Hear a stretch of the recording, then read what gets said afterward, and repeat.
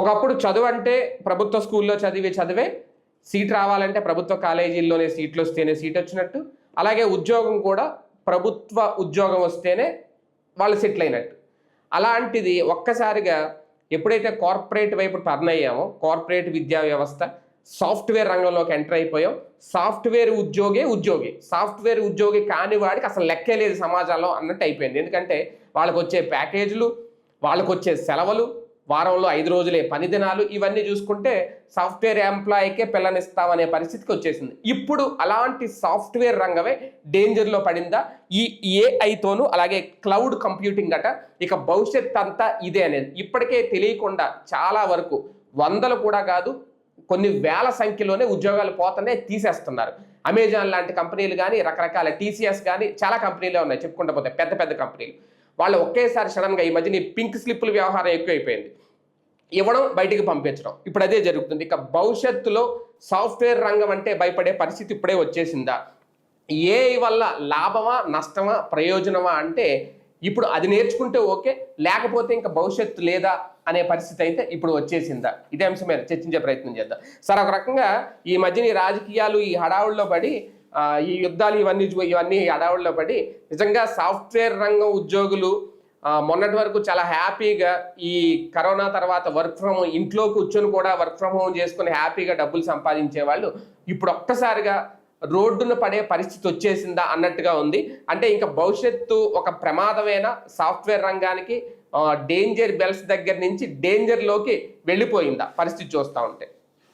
నాకు ఒక భయం వేస్తున్నది ఏంటంటే, ఏమైపోతారు వాళ్ళన్న యువతరం. ఎందుకంటే వీళ్ళకి ఇదొకటే లోకం కింద మనం పరిచయం చేసాం. ఇదివరకు మేము చదివే రోజుల్లో హెచ్ఈసి, సిఈసి, ఎంపీసీ, బైపీసీ ఈ 4నేమో అన్ని కాలేజీల్లో ఉండే. అవి కాకుండా కొన్ని కాలేజీల్లో ఎంఈసి ఇట్లాంటి కొన్ని యాడ్ అయ్యాయి. ఎస్ఆర్ఆర్ కాలేజ్ ఉండేది, దాంట్లో అయితే దాదాపు 28 గ్రూపులు ఉండేవి. ఇది చివరికి లాకి సంబంధించింది కూడా కాలేజీ దశలోనే ఉండేది అనమాట అక్కడ ఎస్ఆర్ఆర్. అట్లాగా కోర్సులు ఉండే ఆ రోజున. మనకి ఉన్నటువంటి ఇంట్రెస్ట్ని బట్టి ఇప్పుడు అప్పట్లో హెచ్ఈసి చదివేవాళ్ళు అంటే క్లరికల్ ఉద్యోగాలు, సూపర్వైజర్ ఉద్యోగాలు, మేనేజర్ ఉద్యోగాలకి ఆ రోజు వాళ్ళు పోటీ పడగలుగుతారు. తర్వాత ఎంఏలో చేసి లెక్చరర్, టీచర్లు అవ్వచ్చు, సోషల్, ఇంగ్లీషు ఇట్లాంటి వాటి. అంటే ఇక్కడ వీళ్ళు ఆ తర్వాత తీసుకునే పీజీలో తీసుకునే సబ్జెక్ట్ ఇంగ్లీష్ తీసుకుని బీఈడీ చేసుకుంటే ఇంగ్లీషు, హిందీ తీసుకుని బీఈడీ చేసుకుంటే హిందీ టీచర్, సోషల్ ఇట్లాగా ఉండేవాళ్ళు. కామర్స్ చేసినటువంటి వాళ్ళ మాలాంటి వాళ్ళకి లెక్కలు ఏంటి అంటే అప్పుడు ఒకటి బ్యాంకింగ్ సెక్టార్లో జాబ్స్, ఆడిటర్లుగా వెళ్ళటమా, లేదా షాపుల్లో లెక్కలు రాసిన ఒక వ్యవస్థ నడుస్తుంది. ఇది కామర్స్ చేసేటటువంటి వాళ్ళకి. మూడవ సెక్టార్ వచ్చేటప్పటికి బిఎస్సి. ఇందులో 2 మ్యాథ్స్ బేస్డ్ వాళ్ళు ఇంజనీరింగ్ వైపు, లెక్కలు ఇదే సైన్స్ చేసినటువంటి వాళ్ళు డాక్టర్ వైపు. వాళ్ళే కొంచెం డిఫరెంట్ ఉండేవాళ్ళు అనమాట. లేదా వాళ్ళ ఆ తర్వాత లెక్చరర్ల ఉద్యోగాలు అటువైపుకి. వాళ్ళకి ఈ ఉద్యోగాలు ఇచ్చేవాళ్ళు అకౌంట్స్లో కానీ క్లరికల్ ఉద్యోగాలు కానీ బిఎస్సి చేసేవాళ్ళు. వీళ్ళకి ఆ ఉద్యోగాలు ఇవ్వరు. అప్పుడు వాళ్ళకి స్పెషల్ అది బిఎస్సి వాళ్ళండి. బిఎస్సి చేసినటువంటి వాడికి ఆర్ట్స్, కామర్స్ ఉద్యోగాలు కూడా ఇస్తారు. కానీ బిఏ బీకామ్ చేసిన వాళ్ళకి డాక్టర్, ఇంజనీరింగ్ ఇవ్వరు కదా. అట్లాగే చర్చించుకునేవాడు ఆ రోజులు కాలేజీ. తర్వాత అసలు క్రమంగా స్కూళ్ళల్లో సోషల్ అనేది పక్కెళ్ళిపోయింది. అప్పుడే నాకు డౌట్ వచ్చింది. ఎందుకంటే నేను చదువుకునేటప్పుడు నా 6th క్లాస్ నుంచి కూడా నేను చదివే ప్రతి స్కూల్లో మా సోషల్ మాస్టర్లకి నేను ప్రీశిష్యుడు. లేడీ టీచర్లు ఉన్నా, పురుష టీచర్లు ఉన్నా, ఎవరున్నా సరే సోషల్ టీచర్ అడగగానే ధన్మని లేచి నుంచునేవాడు నేను ఒక్కనే. మిగతా వాళ్ళందరూ తలకాయలు అటు ఇటు తిప్పేస్తుంటారు. నాకు సోషల్లోనే ఎక్కువ మార్కులు వచ్చాయి. ఇంటర్మీడియట్ లోకి వచ్చాక ఎకనామిక్స్ అందరికి భయం. ఎకనామిక్స్, సివిక్స్ నాకు అవి బాగా ఇష్టం. చాలా మంది నా క్లాసుల్లో చదివే పిల్లలు నా దగ్గరకు వచ్చి ఆ సబ్జెక్ట్ నేర్చుకునేవాడు. మా ఇంటికి వచ్చి నేను డిగ్రీ చేసేటప్పుడు మా చెల్లెలు ఫ్రెండ్స్ కూడా నా దగ్గరకు వచ్చి నేర్చుకునేవాళ్ళు. ఎకనామిక్స్, సివిక్స్ అవి బాగా టఫ్ అనేటటువంటి. మనకేమో చాలా సులభంగా అనిపించేది. అట్లాగా ఆ రోజుల్లో ఆప్షన్స్ ఉన్నాయి. ఇప్పుడు అసలు ఆప్షన్ లేదు. నువ్వు 10th అవ్వగానే ఇంజనీరా డాక్టరా, అంతే. ఇది ఎందువల్ల వచ్చింది? మనకి ప్రభుత్వ విద్యా సంస్థల మీద అపనమ్మకాన్ని సృష్టించాయి ప్రభుత్వాలు. అవును. ప్రభుత్వ లెక్చరర్లను అందరు ఎదురుగుండా ఆకస్మిక తనిఖీల పేరుతో తిట్టకుండా తిడతా వాళ్ళందరూ అసమర్థుల్లాగా మనకి చిత్రీకరించారు. అలా ఎప్పుడైతే ప్రభుత్వ వ్యవస్థ మీద ఈ ఆకస్మిక తనిఖీల పేరుతో విరుచుకుపడ్డామో అప్పుడు ఏంట్రా అయ్యో అనుకుంటున్నప్పుడు అప్పుడు ఈ విద్యా సంస్థలు అప్పుడు ప్రైవేట్ ఈవెన్ అప్పట్లో మీరు ట్యుటోరియల్స్లో చదివిన గవర్నమెంట్ కాలేజ్ ఆర్ గవర్నమెంట్ స్కూల్లో ప్రైవేట్గా రాయాలి ఎగ్జామ్. అప్పట్లో రూల్ అది. ఎందుకంటే నాకు చెయ్యిరిగి పరీక్ష మధ్యలో ఇదైపోయింది, మిస్ అయిపోతే తర్వాత రాసినప్పుడు స్కూల్ తరపున రాస్తే నేను ప్రైవేట్ కాన్వెంట్లో చదివిన నాకు గవర్నమెంట్ స్కూల్లో ప్రైవేట్ క్యాండిడేట్గానే నాకు మార్కులు ఉంటాయి. గవర్నమెంట్ స్కూల్లో ప్రైవేట్ క్యాండిడేట్గా రాసినట్టు దాని మీద ఉంటుంది మార్కుల లిస్ట్ మీద ప్రైవేట్ క్యాండిడేట్ అని. గవర్నమెంట్ స్కూల్లోనే చదివితే గవర్నమెంట్ ఆ స్కూల్ పేరు ఉంటుంది, ఇక్కడ స్కూల్ పేరు ఉండి ప్రైవేట్ క్యాండిడేట్ అని ఉంటుంది. అప్పుడు కాలేజీలకు కూడా అదే పద్ధతి అనమాట. ఇక అట్లాగా ఉండే ప్రైవేట్ ఇన్స్టిట్యూషన్స్కి పర్మిషన్స్ ఇచ్చేశారు. ఆ ప్రైవేట్ ఇన్స్టిట్యూషన్ మామూలుగా ఒక కాలేజీ పెట్టడానికి 2 ఎకరాల స్థలం కావాలి, ఆట స్థలం కావాలి. ఇవన్నీ గవర్నమెంట్ స్కూల్ గవర్నమెంట్ కాలేజీకి ఉన్నాయి రూలు, బిల్డింగు, కుర్చీలు, బల్లలు ఇవన్నీ కూడా. కానీ అవేమీ ఉన్నా లేకపోయినా సరే స్థలాలు లేకుండానే కాలేజీలకు ఎలా పర్మిషన్ ఇచ్చారు వీళ్ళు కార్పొరేట్ విద్యా సంస్థలకి అంటే దాన్ని ఏంటది సొసైటీల పేరుతో రిజిస్టర్ చేసి సొసైటీ సేవ చేస్తుందన్న పేరుతో ఇచ్చారు. మీరు చైతన్య నారాయణ సొసైటీల పేరుతోనే ఉంటాయి. సొసైటీకి ఉన్న ఇవన్నిటి లీజుకి తీసుకున్నట్టు ఉంటాయి అంతే. ఇప్పుడు లక్షల మంది విద్యార్థులు ఓన్లీ అది అక్కడికి వెళ్ళాక ఏం చేశారు తెలివిగా డబ్బులు పడేశారు. డబ్బులు పడేసి గవర్నమెంట్ కాలేజీల్లో గవర్నమెంట్ స్కూళ్ళల్లో మంచి మార్కులు వచ్చిన వాళ్ళని తీసుకెళ్ళి వాళ్ళు పెట్టేసుకుంటారు. వాళ్ళకి స్కాలర్షిప్ ఇస్తారు, ఫ్రీగా ఇస్తారు, డబ్బులు అక్కర్లేదు, చదివించుకోమంటారు మా దగ్గర. మనం ప్రైవేట్ స్కూల్లో ఈ గవర్నమెంట్ స్కూల్లో నేల మీద కూర్చోవడమో లేకపోతే బల్ల సరిగ్గా లేకపోవడమో టాయిలెట్ సరిగ్గా లేకపోవడంతో పోల్చుకుంటే ఇక్కడ పెద్ద బిల్డింగ్లో ఉంటుంది. మన బిడ్డలను అటు పంపించడం ప్రారంభించి వీళ్ళని చూపెట్టి వాళ్ళు చక్కగా మార్కెట్ చేయగలిగారు. ఎలాగా గవర్నమెంట్ స్కూల్లో టీచర్కి ఎందుకయ్యా నువ్వు ఎన్నేళ్ళు పనిచేస్తావు బాగా చెప్పేవాళ్ళకి గవర్నమెంట్ కాలేజీలో లెక్చరర్లకి ఎంతకాలం పనిచేస్తావా నువ్వు వాలంటీర్ రిటైర్మెంట్ తీసుకొని నీకు మంచి ప్యాకేజ్ వచ్చేస్తుంది, నీ పిఎఫ్ నీకు మిగతాది నెలకి నీకు ఎంత ఇస్తామని తెచ్చుకోవడం బిగిన్ చేశారు. మొదట్లో 2 చోట్ల చెప్పించేటట్టు చేశారు. కానీ తర్వాతన ప్రభుత్వాలు అడ్డుపడేటప్పటికి ఇలాగ రిజైన్ చేయించి తెచ్చుకున్నాడు. అటు ఆ డబ్బులు ప్యాకేజీ ఉంటాయి ఫిక్స్డ్ డిపాజిట్ కింద, ఈ అదనంగా నెల నెల లక్షల్లో. అక్కడ ఎంత అప్పట్లో జీతాలు తక్కువ కదా, ఇప్పుడైతే లక్షల్లో వస్తున్నాయి లెక్చరర్లకి, గవర్నమెంట్ లెక్చరర్లకి జీతాలు. ఆ రోజుల్లో ఎంత గవర్నమెంట్ స్కూళ్ళల్లోనూ కాలేజీలో జీతాలు అతి పరిమితం. ఇప్పుడు అదే పాటలు కూడా ఉంది కదా, మాస్టర్కి 6 వరహాలు అంటే పాఠాలు చెప్పే మాస్టర్కి 6 వరహాలు అనేది ఉండేది పాట. ఎందుకయ్యా అంటే ఆ రోజున బతకలేక బడిపంతులు, ఈ కార్పొరేట్లు వచ్చాక బతక నేర్చిన బడిపంతులు చేశారు వీళ్ళు. ఈ ఎప్పుడైతే అయిపోయిందో వాళ్ళే ఆ పిల్లల్ని తీసుకొచ్చి ఇక్కడ చేర్చడం బిగిన్ చేశారు. అట్లా కార్పొరేట్ విద్యా వ్యవస్థ ఎక్కువైపోయి వీళ్ళు ఏంటి 2 ఆప్షన్స్, ఇన్ని కోర్సులు పెట్టాలి తెలివిగా, 2 ఆప్షన్, డాక్టరా ఇంజనీరా. ఇంజనీర్ అయితే సాఫ్ట్వేర్. ఆ సినిమాలు కూడా దాని చుట్టూతో పుట్టుకొచ్చినాయి. సినిమాలలో కష్టపడేవాడు వెధవ, వాడిని చూసి అమ్మాయి పడదు. అదే గాలికి మందు కొడతాడు, 10 మంది అమ్మాయిలతో సెక్స్ చేస్తాడు, దరిద్ర పనులన్నీ చేస్తాడు. కానీ వాడు సాఫ్ట్వేర్ ఇంజనీర్, హీరోయిన్ ఆడి ఎంట పడుతుంది లేదా హీరోయిన్ ఎంట వీడు పడతాడు. 4 సార్లు వీళ్ళిద్దరూ బ్రేక్ అయిపోయినా సరే వీళ్ళు గెలిచిపోతారు. ఈ సినిమాల ప్రభావం విపరీతమైపోయింది. దానికి తోడు మందు తాగడము అంటే అంతకుముందు నాన్న మందు తాగితే తాగుబోతోడు కొడుకు అనే స్టేజ్ నుంచి కొడుకు నాన్న కూర్చుని తాగే స్టేజ్కి గొప్పతనం వచ్చింది. అది ఇంకొక స్టేజ్కి వెళ్ళిపోయి అబ్బాయి అమ్మాయి కలిసి మందు తాగడం అనేటటువంటి స్టేజ్ వచ్చింది. బట్టలు సరిగ్గా కొంచెం తలకాయ జుట్టు గనక సరిగ్గా జడేసుకోవడం సరిగ్గా రాకుండా వస్తే గనక చింపిరిగా ఉందంటే ఏమే చింపిరిదాన జుట్టు సరిగ్గా జడేసుకోలేవని తిట్టేవాళ్ళు టీచర్లు మేము స్కూళ్ళలో చూసి. ఇప్పుడు విరబోసుకుని వస్తే గొప్పతనం స్కూళ్ళల్లో కాలేజ్. అసలు జడేసుకోవడం అంటేనే తప్పు. అప్పుడు ఆయిల్ పెట్టకపోతే తప్పు, ఇప్పుడు ఆయిల్ పెడితే తప్పు. ఇట్లాగా మారిపోయింది. ఇవన్నీ కార్పొరేట్ కల్చర్. వీటన్నిటికీ సాక్ష్యం విదేశీ కల్చర్ని మనకి పరిచయం చేసిన పేపర్లు, టీవీలు, దాని పేరేంటి సినిమా. ఇప్పుడు మనకి సాఫ్ట్వేర్ మొగుడు కావాలి, సాఫ్ట్వేర్ అల్లుడు కావాలి, సాఫ్ట్వేర్ కొడుకు కావాలి, ఇంతే. సాఫ్ట్వేర్ ఉద్యోగం కావాలి అంతే. ఇంట్లో అట్లాగా బాగా నడిచిపోయింది. దీంతో ప్రతి ఒక్కళ్ళు ఆ దిశగానే వెళ్ళారు, నడిచిపోయింది. ఇప్పుడు ఇప్పుడు సాఫ్ట్వేర్ రంగంలో ఇప్పుడు మిగిలిన ఇప్పుడు మన జాబులు కానీ వేరే రంగంలో ఏది చూసినా సరే నిజంగా ఆ స్థాయి ప్యాకేజీలు ఆ స్థాయి జాబులు అయితే ఉండవు నాకు తెలిసి. ఏమో ఇప్పుడు ఏమైనా డెవలప్ అయిందేమో లేదు, చాలా తక్కువ టైంలో ఎక్కువ గ్రోత్. దాంతో ఆ డబ్బులకి ఆ జీతాలకి ఆ ఖర్చులకి ఆ లగ్జరీకి అలవాటు పడిపోయింది చాలా వరకు యువత, చాలా మంది. ఇప్పుడు వైఫ్ అండ్ హస్బెండ్ కూడా అదే రంగంలో.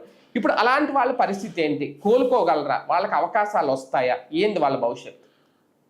మనకి విదేశాల్లో ఉన్నటువంటి యువ వీళ్ళు ఉన్నారు కదా, సాఫ్ట్వేర్ ఇంజనీరింగ్ అని వెళ్ళిన వాళ్ళు, వాళ్ళ తొలినాటి అనుభవాల్ని ఇవాళ ఇప్పుడున్న సాఫ్ట్వేర్ వాళ్ళకి పంచుకోవడం బెటర్. ఎలా కష్టపడ్డారు, ఎలా వెళ్ళారు అనేది. అక్కడికి వెళ్ళినటువంటి సందర్భంలో H1B వీసాల మీద వెళ్ళినటువంటి హ్యాపీగా వెళ్ళిన వాళ్ళు 10% 20% అంటారు. మొదటి రోజుల్లో అందరూ బాగానే ఉన్నారు. తర్వాత కాస్త ఈ బాబు గారు హైటెక్ ఈ సిస్టమ్ వచ్చాక వెళ్ళిన వాళ్ళు ఉన్నారు చూడండి. అక్కడ మన వాళ్ళు వెళ్ళి పుట్టించిన కొన్ని దొంగ కంపెనీలా లేకపోతే మంచి కంపెనీలే పుట్టించారా, ఇట్లాంటప్పుడు వెళ్ళిన వాళ్ళు ఉన్నారు కదా. వీళ్ళందరూ ఏం చేశారు అక్కడ మొదట్లో? పెట్రోల్ బంకుల్లో చేశారా, లేకపోతే పిజ్జా సెంటర్లో పనిచేశారా, షాపింగ్ మాల్స్ లో పనిచేశారా? హౌస్ కీపింగ్ మన వాళ్ళు సంబంధించిన కంపెనీల్లోనే పనిచేస్తూ ₹4 సంపాదించుకుని అక్కడ MS లాంటివి చేసి నిదానంగా సంపాదించారు. అవి ఇక్కడ అంటే వాటిని అక్కడ కీతాగా చూడరు ఆ దేశ ప్రజలు. అక్కడ టాయిలెట్ కడగడానికి వచ్చినటువంటి అతనికి షేక్ హ్యాండ్ ఇస్తారు, హాయ్ హౌ ఆర్ యూ అని మాట్లాడుకుంటారు, సరదాగా మాట్లాడుకుని వీళ్ళ దోవన వీళ్ళు వెళ్ళిపోతారు, వాళ్ళ దోవన వాళ్ళు వెళ్ళిపోతారు. అతను శుభ్రంగా కారు వేసుకొస్తాడు, సామాన్లతో గడుగుతాడు, ఆ పైన ఇన్షర్ట్ చేసుకుని వెళ్తాడు, లేకపోతే టీషర్ట్ వేసుకుని వస్తాడు. అక్కడ అలా కీతాగా చూడరు, పాయికానా గడుగుతున్నాడు కదా. హౌస్ కీపింగ్ అంటే ఒక గౌరవనీయమైన జాబే. అలాగే షాప్ లో అక్కడ సేల్స్ మెన్ గా చేస్తున్నా అంటే గౌరవనీయమైన ఉద్యోగం. ఎవరు చులకనగా చూడరు ఎవరు వాళ్ళని. అలాంటి పరిస్థితి ఇక్కడ కావాలి. ఇక్కడ జనాల్ని చూడటం బిగిన్ చేయాలి. ఎందుకంటే 10 మంది చేసే పని ఇప్పుడు ఎక్కడే. ఎందుకంటే సింపుల్గా మీడియా ఒకప్పుడు పేపర్ అంటే స్ట్రింగరు ఈ సిస్టంతో నడిచింది. ఇవాళ సిటీ ఎడిషన్స్ తీసేశారు కదా, డబ్బులు తక్కువ రాబట్టినే కదా. అట్లాగే టీవీ ఛానళ్ళు వచ్చిన తర్వాత తొలినాళ్లలో మీకు తెలుసు, ఫస్ట్ ఈటీవీ ఉన్నంత వరకు, ఈటీవీ జెమిని ఉన్నంత వరకు తక్కువ డబ్బులే జీతాలు. నేనే ప్రత్యక్షంగా ₹5,000 నాకు జీతం, 5 జిల్లాలు చూసేవాడిని నేను. అలాంటి రోజుల నుంచి తర్వాత 24 hours ఛానల్స్ వచ్చాక 10,000తో బిగినాయి. మొదట్లో 12,000 13,000 ఇట్లాగే ఉన్నాయి, 15,000 అట్లాగే. కానీ ఒక్కసారిగా ఆ సాక్షి వచ్చిన టైంలో బిగిన్ చేశారు శాలరీ హైక్స్, 70% హైక్స్. iNews వచ్చినప్పుడు 40% హైక్ ఇచ్చారు, సాక్షి వచ్చినప్పుడు 70% హైక్స్ ఇచ్చారు. దాంతో అందరూ ఎగబడిపోయేసి దాంట్లోకి వచ్చేసాక మంది ఎక్కువైంది, మజ్జిగ పాల్చనైంది, న్యూస్ మీద బలహీనత అయిపోయింది. చివరికి క్రమంగా ఇవాళ రోజున జీతాలు లేకపోతే ఏమైపోతుంది మీరు తెలుసు. తర్వాత నేను జెమినీకి వెళ్ళినప్పుడు ఏం చేశాను, 3 కోట్లు 4 కోట్లు పెట్టి నడిపించిన ఛానల్స్ ఒక పక్కన అయితే 30-35 లక్షలతో ఛానల్ నడిపించాను నేను ఇక్కడ. ఈవెన్ ప్రైమ్ 9 అయినా నేను నడిపించింది ఎంతకి, 50-60 లక్షలు అంతే కదా. నేను లిమిట్లో ఖర్చు పెట్టించి నడిపించా. ఇవాళ మిగతా ఛానల్ అన్ని కూడా అదే స్టేజ్కి వచ్చేసినాయి కదా. ఇప్పుడు ఆ రోజు ఇస్తున్నట్టు ఇవ్వట్లేదు కదా మళ్ళీ జీతాలు. ఇప్పుడు 25,000 50,000 లక్షలు ఆ రేంజ్కి వెళ్ళిపోయినటువంటి కాస్త ఇప్పుడు ఏదో ప్రముఖ 3-4 ఛానల్ తప్పి మిగతా అన్ని కూడా తక్కువ జీతాలు ఇస్తుంది, తీసుకునేటప్పుడు తక్కువ తీసుకుంది. ఇప్పుడు మళ్ళీ సెట్ అవుతున్నారు కదా. అప్పుడు కంపల్సరీ కార్ లేకపోతే లేదనేటటువంటి స్టేజ్ నుంచి ఇవాళ రోజు మళ్ళీ 2 వీలర్ మీద రిపోర్టింగ్ బిగిన్ అయిపోయింది చాలా. అట్లాగే రేపు సాఫ్ట్వేర్ ఇంజనీర్లకైనా సరే సమస్య ఉంటుంది. సాఫ్ట్వేర్ ఇంజనీర్ల లైఫ్ స్టైల్ చేంజ్ అవుతుంది. ఎస్, ఇప్పుడు ఉన్నటువంటి వాళ్ళల్లో 20-30% మంది సస్టైన్ కాగలరు. వాళ్ళకి మంచి నాలెడ్జ్ ఉన్నటువంటి వాళ్ళు AI నేర్చుకోవడం కూడా పెద్ద సులభమే, కష్టమేం కాదు. అదే సందర్భంలో కోడింగ్ లాంటి వాటిలో ఉండేటటువంటి వాళ్ళకి ప్రాంప్టింగ్ ఇవ్వడం పెద్ద కష్టం కాదు. ఇది ప్రాంప్టింగ్ AI అంటే మ్యాక్సిమం, అది కోడింగ్, ఇది ప్రాంప్టింగ్. ఎలా అడగాలి, ఇప్పుడు ఫర్ ఎగ్జాంపుల్ మీతో మాట్లాడాలి, శేఖర్ బాగున్నావా, శేఖర్ నువ్వు ఏ వార్త చూస్తున్నావు, ఇట్లాగా అనేది నేను అడుగుతా మిమ్మల్ని ప్రశ్న. ఆర్టిఫిషియల్ ఇంటెలిజెన్స్ దానికి మీరు సమాధానం మీరే ఆర్టిఫిషియల్ ఇంటెలిజెన్స్ అయితే ఏం చెప్పాలి? వాట్ డూ యూ వాంట్, నువ్వు నా నుంచి ఏం ఎక్స్పెక్ట్ చేస్తున్నావు? అప్పుడు నేను చెప్తా రాజకీయం కావాలి, ఓకే రాజకీయ వార్తలు అయితే ఇవి, ఇట్లాగా. అప్పుడు మీ దగ్గర ఉన్నటువంటి ఏఐలో ఉన్నటువంటి ఆ డేటా తీసుకొచ్చి ఇవ్వడం, అదే కదా ఏఐ అంటే. ప్రాంప్టింగ్ కి అంటే ఆ ప్రశ్నకి ప్రాంప్ట్ చేయడం, ఎట్లాగా ఆన్సర్ చేయడం అనేది అన్నది నేర్పడం. ఇవి తొందరగానే చేయగలుగుతారు. ఆ 30%, 70% మందికి ఉద్యోగాలు ఉండవు. 70% మందికి ఉద్యోగాలు ఉండవు. ఒకటి గత 15 ఏళ్లలో నుంచి ఈ సమస్య బిగిన్ అయిపోయింది. బీటెక్ పూర్తి చేసిన వాళ్ళకి రావట్లే ఉద్యోగాలు చాలా మంది. ఇప్పుడు కొత్త ఉద్యోగాలు రావట్లేదు ఒకటి, ఫ్రెషర్స్ కూడా ఇప్పుడు ఏంటి అనేది, ఆ ఫ్రెషర్స్కి అయితే అసలు అవకాశాలే ఉండట్లేదట. ఇంకొక విషయం ఏంటంటే ఇప్పుడు మొన్న అమెజాన్ 35,000 మంది అంతమందిని తీసేసిందట సడన్గా. అలాగే టీసీఎస్ కూడా ఆ మధ్యన తీసేసింది వేలల్లోనే. ఆ లెక్కలు చూస్తే మరి నిజమో కాదో తెలియదు కానీ వేలల్లోనే ముందు మెయిల్స్ వస్తున్నాయంట. అది కూడా మెయిల్ పెట్టేసి నెక్స్ట్ వాళ్ళకి జాబ్ ఉండట్లేదు. ఇప్పుడు వాళ్ళందరి పరిస్థితి ఏంటి? కొత్త వాళ్ళకి ఎలాగా లేవు, ఎక్స్పీరియన్స్ ఉన్న వాళ్ళకి లేదు, తీసేసిన వాళ్ళు కూడా ఇంకా రోడ్డును పడతారు. వాళ్ళు ఇంకే రంగంలోకి వెళ్ళాలి, వాళ్ళ పరిస్థితి ఏంటి? నా ఒరాకిల్లో తీసాడు 18% స్టాఫ్ తీసేశాడు. మీరు చెప్పినట్టు అమెజాన్. ఇందులో ఒక చిన్న లాజిక్ కూడా ఉందండి. ప్రజల్ని వీళ్ళందరూ కలిసి చేసే మోసం ఒకటి ఉంది. ఏంటో తెలుసా? మన ఉద్యోగం మనకు వచ్చింది, 4 రోజులు గ్యాప్ వచ్చింది అంటే వాళ్ళు తీసేశారు, మళ్ళీ ఇంకో ఉద్యోగం ఇట్టా కూర్చుంటున్నాం. కానీ ప్రభుత్వాలు కార్పొరేట్ కంపెనీల మోసం ఎవడు గ్రహించట్ల. నేను ఎప్పుడో జెమినీలో ఉన్నప్పుడు కనిపెట్టేదాన్ని, అప్పుడే మనం ఫోకస్ చేసి డిబేట్ కూడా పెట్టాను. ఏంటంటే ఓ సాఫ్ట్వేర్ కంపెనీలు, ఈ కార్పొరేట్ కంపెనీలు తెలివిగా ఏం చేస్తాయంటే ప్రభుత్వాలు ఉద్యోగాలు ఇవ్వండి ఇవ్వండి ఇవ్వండి అంటాయి. వీళ్ళు ఉద్యోగాలు ఇస్తామన్న పేరుతో వేల కోట్లు డబ్బులు తినేస్తారు, ఆస్తులు తినేస్తారు, 100 కోట్లు 1000 కోట్ల రూపాయలు ప్రాపర్టీస్. వీళ్ళు చేసే తెలివైన పని ఏంటంటే ప్రతి ఏడాది ఇదిగో 20% రిక్రూట్ చేసామంటారు, 20% పీకేస్తారు. అక్కడ ఏదో ఒక కారణంతో 20% పీకేసి కొత్తగా 20% రిక్రూట్నే చూపెడతాయి ప్రభుత్వాలు. మేము ఇన్ని ఉద్యోగాలు ఇచ్చాం అన్ని ఉద్యోగాలు ఇచ్చామంటారు చూడండి. ఆ కంపెనీలు తీసేసిన ఉద్యోగాలు వీళ్ళు చెప్పరు, వచ్చినోడిని నా పేరు చెప్పుకో అంటారు, పోయినోడు మాత్రం అది నీ ఫెయిల్యూర్ అని చెప్తారు అన్నమాట. ఇలాగే ఇప్పటికే నడుస్తుంది. అట్లాగే అనేక మంది బీటెక్లు పూర్తయిన వాళ్ళు ఉద్యోగాలు రాక గత 10-15 ఏళ్ళ నుంచి నాకు తెలిసి నేను పనిచేసిన కంపెనీల్లో సెక్యూరిటీ పర్సన్ కూడా బీటెక్ చేసిన వాళ్ళు ఉన్నారు, సెక్యూరిటీ గార్డు కూడా. ఎప్పటి నుంచో నడుస్తుంది అది, ఎందుకంటే ఆ ఎడ్యుకేషన్లోనే పసపోయింది అక్కడ. దీనికి తోడు సార్ ఇప్పుడు చాలా వరకు బిఏ బీకామ్ కోర్సులు కూడా లేపేస్తున్నారు. కొన్ని కాలేజీల్లో లేవు, బిఏ అంటేనే కొంచెం వింతగా చూస్తున్నారు. అంటే ప్రభుత్వాలు కూడా ఎందుకు సైలెంట్ గా ఉంటున్నాయి? ప్రభుత్వాలకి ఏమీ సంబంధం లేదండి బేసిక్ గా. ఎందుకంటే కార్పొరేట్ల మాయలో ఉంటారు వాళ్ళు. కార్పొరేట్ కాలేజీలు నడిపేదే రాజకీయ నాయకులు. వాళ్ళు ఏం చెప్తాయి అంటే ప్రభుత్వాలు తప్పించి ఈ దరిద్రం మనకే ఉంది, నార్త్ ఇండియాలో లేదు. నార్త్ ఇండియాలో ఇప్పుడు మీరు ఐఏఎస్లు ఐపీఎస్లు ఇతర ఇప్పుడు మనకి చేస్తున్న వర్కర్స్ ఉన్నారు కదా, ఏది ఫిజికల్ వర్క్స్ బోల్డ్ అన్ని అక్కడి నుంచినే వస్తున్నారు. అక్కడ లేదు ఈ ప్రాబ్లం, అక్కడ ఈ కార్పొరేట్ దరిద్రం లేదు. ఈ కార్పొరేట్ దరిద్రం దక్షిణాదికే పట్టింది, ఎస్పెషల్ ఆంధ్ర తెలంగాణలకే పట్టింది. ఈ మధ్యకాలంలో తమిళనాడు ఇటు కూడా పాకుతుంది అది క్రమంగా. బేసిక్ గా సమస్య ఒకటే, సింపుల్ అండి. మనుషులు బ్రతకడం అనేటటువంటిది ఆగదు, కానీ జీవన ప్రమాణాలు పడిపోతాయి, చాలా ఇబ్బంది అవుతుంది.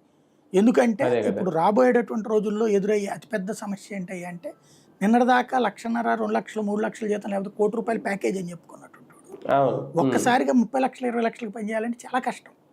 అదే కదా, నరకం అనుభవిస్తారు. అది సస్టైన్ అవ్వలేరు కూడా వాళ్ళు, అది పొద్దున్న కష్టం అయిపోద్ది. రైట్. మొత్తానికి ఏఐ వచ్చింది అని సంతోషపడాలా, లేదంటే సాఫ్ట్వేర్ రంగం మీద పడిన దెబ్బ, దానివల్ల కోల్పోతున్న కొలువులు, వాళ్ళందరి పరిస్థితి ఏంటి అగమ్యగోచరంగా. ఇక ఫ్రెషర్స్ అయితే వాళ్ళ బాధలు ఇంకా వర్ణనాతీతం. చదువుకుని ఏం చేయాలి, ఇప్పుడు కనీసం మాకు ఉద్యోగాలు లేక ఆ రంగాన్ని వదిలి వేరే రంగం మీద పడ్డాం. ఇది ఏదో అంటారు కదా, విరుగుడు కొరకే అని, లేదంటే వినాశకారే విపరీత బుద్ధి. ఇప్పుడు ఇవన్నీ చూడాల్సి వస్తుంది. ఇక భవిష్యత్తు ఎలా ఉంటుంది వేచి